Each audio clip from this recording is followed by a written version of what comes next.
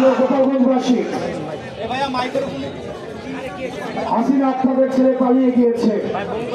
গোপালগঞ্জকে যদি উনি ধারণ করতেন তাহলে ভারতে না গিয়ে উনি গোপালগঞ্জেই আসতেন।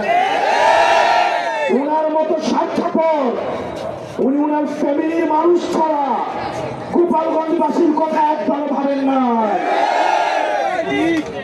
প্রিয় গোপালগঞ্জবাসী, গোপালগঞ্জ বাংলাদেশের হয়ে উঠতে পারে নাই, আপনারা বাংলাদেশের হয়ে উঠুন।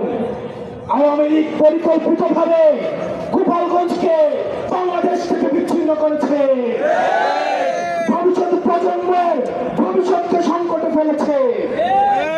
আমরা গোপালগঞ্জবাসীকে আশ্বস্ত করতে চাই, গোপালগঞ্জ বাংলাদেশের, ফেনীও বাংলাদেশের, বগুড়া বাংলাদেশের, বাংলাদেশ এই 64টি জেলার সমান অধিকারের জন্য লড়াই করবে, সবার জন্য আমরা সমানভাবে লড়াই করব।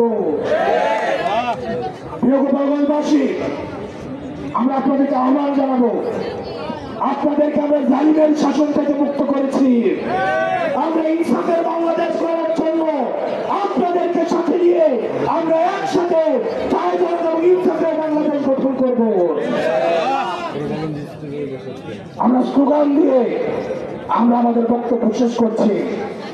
এই গোপালগঞ্জের মুজিববাদীদের মাটিতে দাঁড়িয়ে আমরা ঘোষণা করছি, এই মুজিববাদের আস্থানা ভেঙে দাও, গুড়িয়ে দাও, মুজিববাদের আস্থানা, ইনকিলাব ইনকিলাব, মুজিববাদ মুজিববাদ, মুজিববাদ মুজিববাদ, মুজিববাদ মুজিববাদ, ইনকিলাব ইনকিলাব, কোথায় কোথায় বাংলা ছাড়, এই দেশ সমাবেশ, ইনকিলাব ইনকিলাব, মুজিববাদ মুজিববাদ, এনসিপি এনসিপি।